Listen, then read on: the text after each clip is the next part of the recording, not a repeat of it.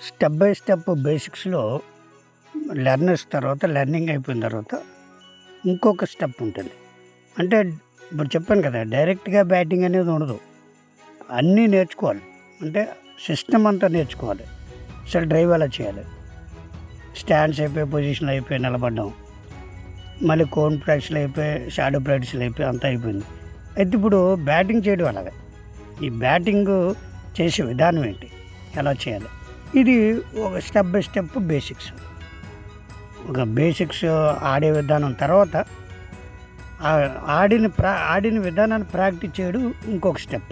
ఈ విధంగా ఉంటుందన్నమాట. అకాడమీలో ట్రైనింగ్ ఎప్పుడు ఎవరిని విడిచిపెట్టేది లేదు.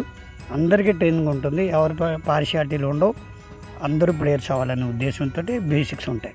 అంతేగాని ఆడు బాగా ఆడుతున్నాడు వాడికి ఎక్కువ ఇవ్వాలి, వీడికి తక్కువ ఇవ్వాలని ఈ అకాడమీలో ఉండదు.